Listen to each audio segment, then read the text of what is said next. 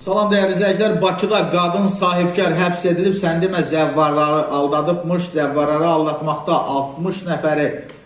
deməli dələduzluq edən turizm şirkətinin rəhbəri Leyla İbrahimova həbs edilib və bu barədə Daxili İşlər Nazirliyinin mətbuat xidmətinin əməkdaşı Elbrus İbrahimov Qafqazinfoya bildirib ki, sosial şəbəkələrdə İbrahimovanın həbsi ilə bağlı barəsində şəxsi mülahizələrə əsaslanan iddialar onun törətdiyi cinayət əməlləri ilə uzlaşmır. 60 nəfər zərər çəkmiş var və onların hər biri vurulan maddi zərərin geri qaytarılmasını tələb edir. Əvvəllər 6 nəfərə qarşı törətdiyi dələduzluq əməllərinə görə təqsirli bilinərək azadlığın məhdudlaşdırılması cəzasına məhkum edilmiş İbrahimova Leyla Rahib qızı özünü turizm xidməti göstərən Romans Travel şirkətinin rəhbəri kimi təqdim edib 51 nəfər zəvvarın ziyarətə getmələri üçün 8880 Amerikaya və digər ölkələrə səyahət üçün, eləcə də viza işlərinin təşkilinə görə ayrı-ayrı şəxslərdən 5600, 2120, 1797, 6000, 2202, 3500, 2780, 5858 manat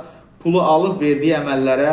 vədlərə əməl etməyərək 9 nəfərin 38737 manat məbləğində pulunu ələ keçirməklə dələduzluq etməkdə təqsirli bilinir. Nazirlik rəsmisi bildirib ki, vətəndaşların şikayəti əsasında Bakı şəhər Baş Polis İdarəsinin İstintaq və Təhqiqat İdarəsində fakta görə Cinayət Məcəlləsinin dələduzluq maddəsi ilə cinayət işi başlanılaraq Leyla İbrahimova barəsində məhkəmənin qərarı ilə həbs qəti imkan tədbiri seçilib. Hazırda cinayət işi üzrə onun barəsində ibtidai istintaq davam etdirilir.